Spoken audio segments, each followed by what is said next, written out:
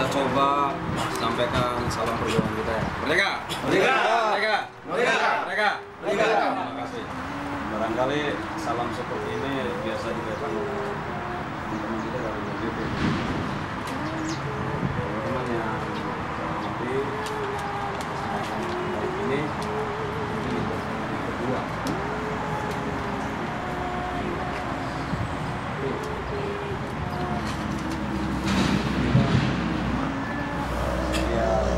Komitmen kita tidak pernah berubah, bahkan kita semakin mendapat dukungan dari teman-teman yang lain, daerah lain,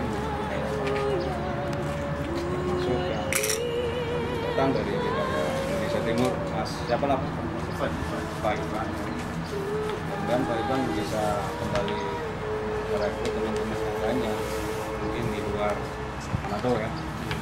Tapi yang lebih penting pada intinya kita berjuang untuk pasangan Joko Widodo dan Yusuf Kala ini. Harapan besarnya tentunya kita sama-sama inginkan terpilih jadi presiden dan wakil presiden Republik Indonesia untuk 2014 dan sampai 2019.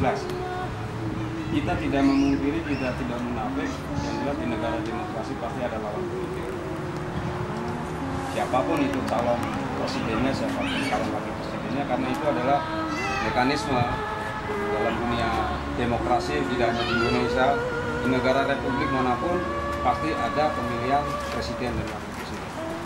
Hanya bedanya mungkin di negara kita itu masih menegakkan hal-hal yang berkaitan dengan peraturan perundang-undangan, kaitan dengan prinsip-prinsip sosial yang berlaku di negara kita, sopan santun, kemudian tata tertib, kemudian pemenuhan hak-hak suara dan lain sebagainya.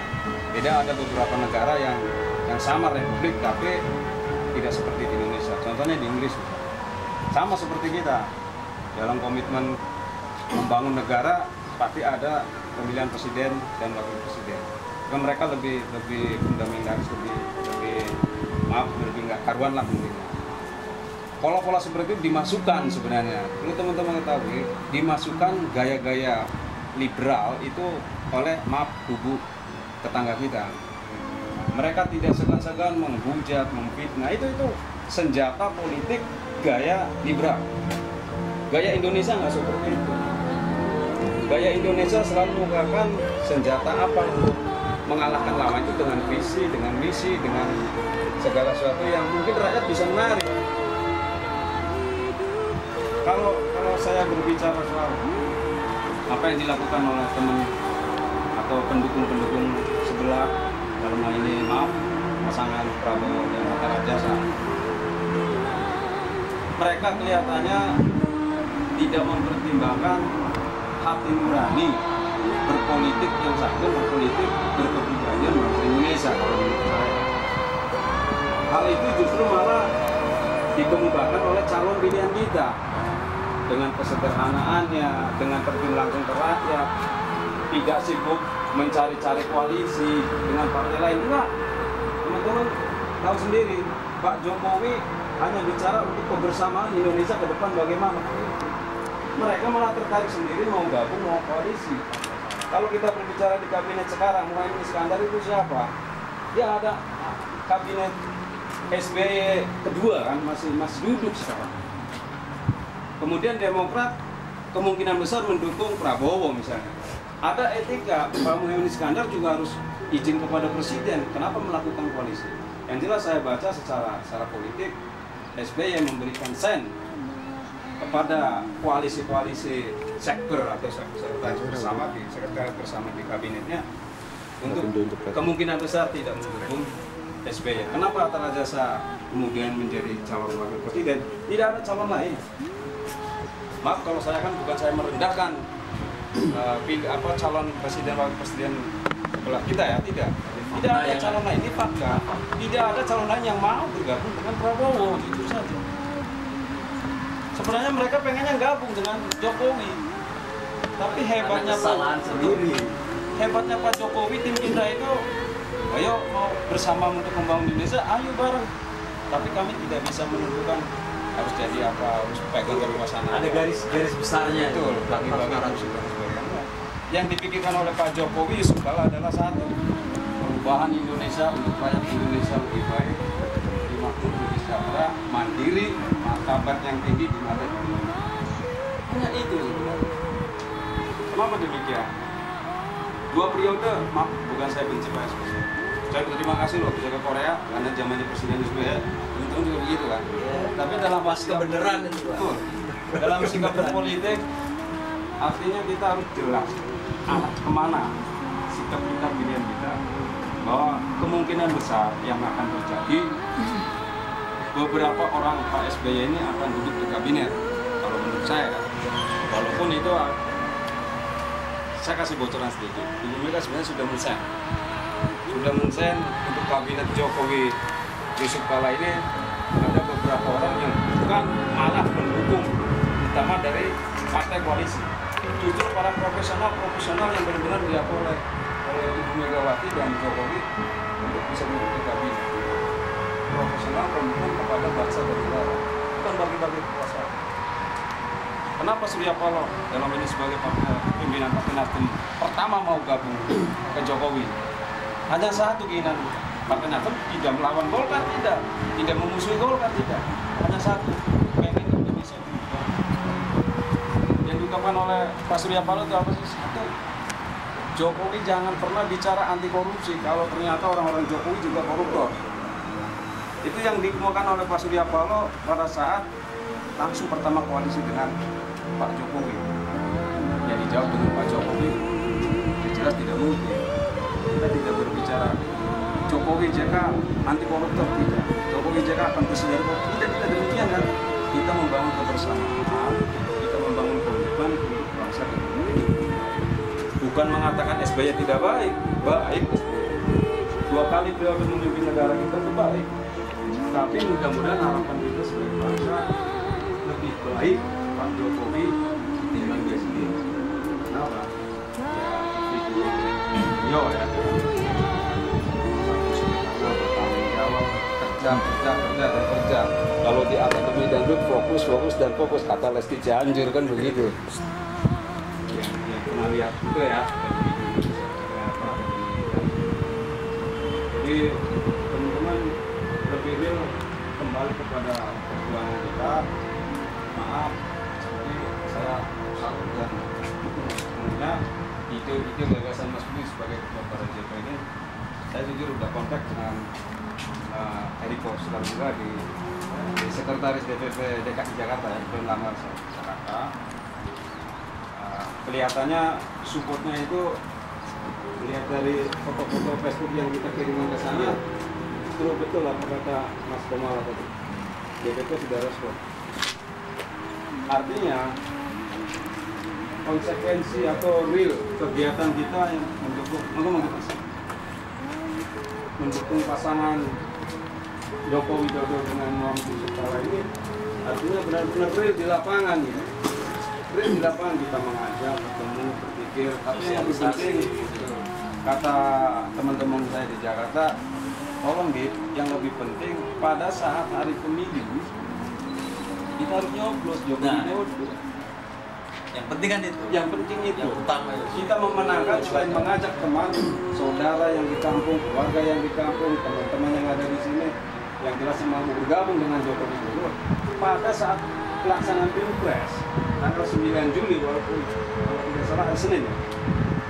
Mohon maaf, pertimbangkan teman-teman, satu hari itu menunjukkan kehidupan bangsa dan negara itu 5 tahun ke depan. Mudah-mudahan bos sampean ini bisa memberikan izin pada pemilu ini kita memilih.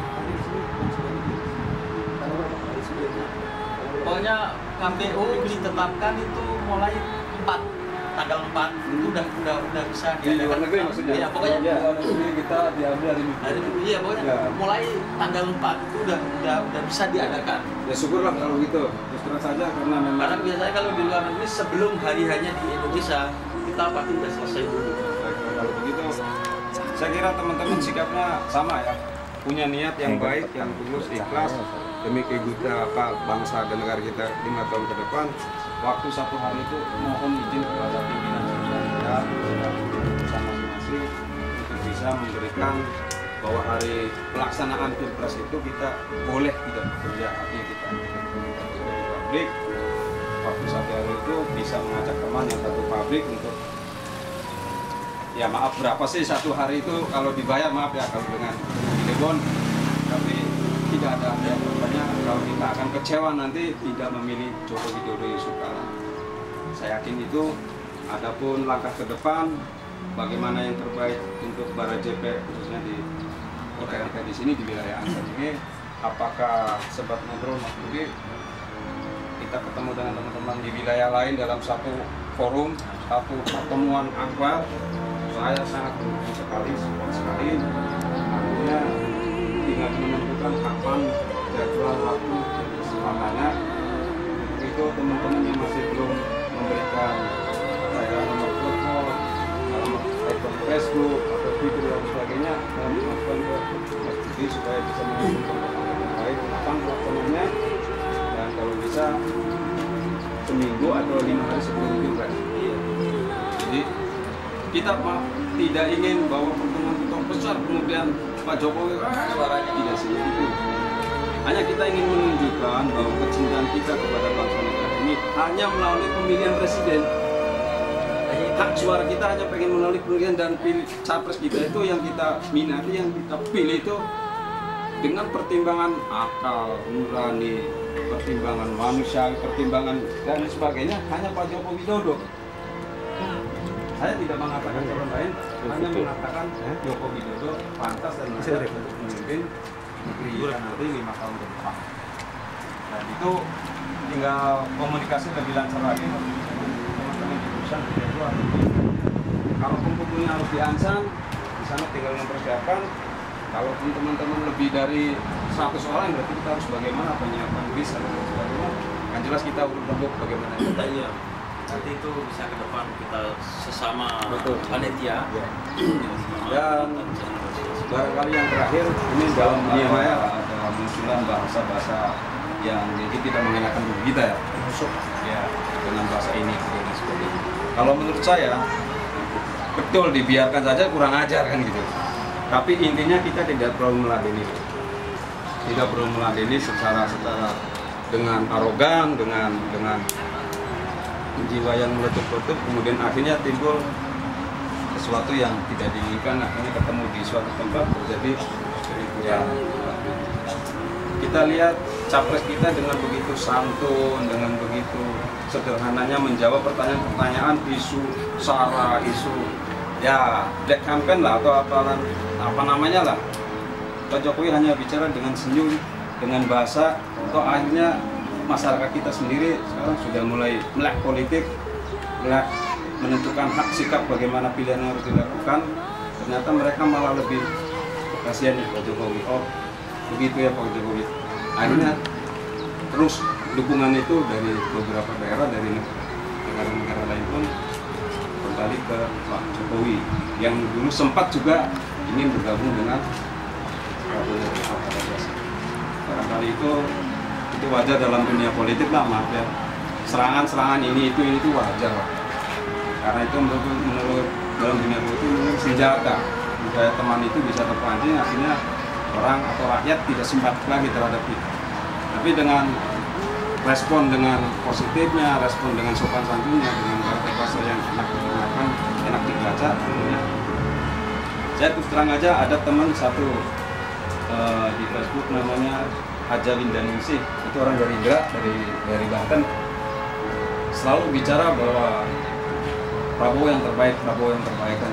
Saya baca, monggo Mbak Bu Haji, kita punya pilihan dua. Kalau nggak dukung Prabowo berarti dukung Jokowi.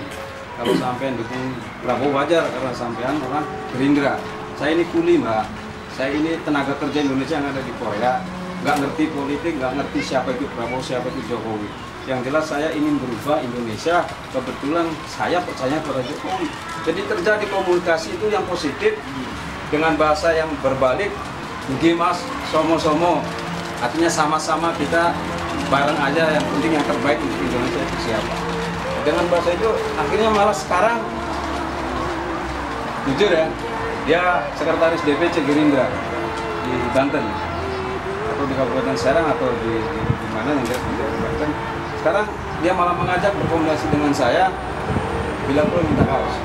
Saya pesan satu dari Mas Tuna, saya kirimkan langsung ke Ibu Haji, dan dia siap komitmen bergabung untuk mendukung Pak Jokowi dan Yusuf Kala. Bagaimana saya balas, bagaimana dengan sikapannya sebagai pengurus Partai Gerindra. Ya kalaupun responnya harus pecat, saya siap pecat. Itu suatu bahasa yang mungkin timbal balik, yang kita tidak perlu orang nyerang kita, kemudian kita serang dengan bertubi-tubi, itu malah tidak simpati. Itu hanya sebuah pendapat. Usia Baraja itu kan di situ juga bagi anggota kita yang lebih tahu untuk bisa menjelaskan ke teman-teman kita yang apa sih secara tidak langsung kebodohan atau ketidaktahuan dengan informasi atau media massa yang simpang siur. Nah, tugas kita ini untuk bisa menjelaskan kan seperti itu. Jadi untuk mengklarifikasi, terus menunjukkan ke masyarakat mana yang bagus dan mana yang tidak bagus, mana yang benar dan mana yang tidak benar. Nah, itulah tanggung jawab kita sebagai anggota Baraji. Betul. Saya setuju itu. Artinya diambil secara positif seperti itu. Kemudian saya masih ingat waktu pidatonya Ibu Megawati di Senayan dalam bahasa yang sangat besar seperti itu. Ingat, dalam setiap perjuangan pasti ada pengkhianatan. Pasti. Jadi saya percaya betul dengan teman-teman dan Mbak dengan niat Bismillah, dengan niat lillahi ta'ala, benar-benar mendukung Pak Jokowi, tidak ada dusta di antara kita, dan pada akhirnya kita hanya mengatakan Pak Jokowi jadi presiden itu aja lah. Kita nggak punya embel-embel kepentingan apa enggak. Begitu Pak Jokowi jadi presiden, kemudian kita pengen ketemu Pak Jokowi, tidak. Kalaupun ia jadi nanti Pak Jokowi jadi presiden terpilih, saya hanya bisa mengucap syukur alhamdulillah kepada Tuhan Yang Maha Esa bahwa kemungkinan 5 tahun ke depan Indonesia akan lebih baik. Barangkali itu saja sebagai pendapat lah, sebuah pendapat. Nanti kita berkembangnya dalam musyawarah. Kurang lebihnya saya mohon maaf. Terima kasih. Assalamualaikum warahmatullahi wabarakatuh. Terima kasih buat Mas Didi yang sudah memaparkan secara detail. Dan ternyata untuk memenangkan segala sesuatu itu bukan dengan cara-cara yang tidak sopan atau menfitnah atau melakukan hal-hal yang negatif, tapi dengan hal-hal yang positif, bisa merangkul juga teman-teman yang belum masuk dalam seperjuangan dengan kita atau belum sepaham dengan apa yang kita inginkan bersama.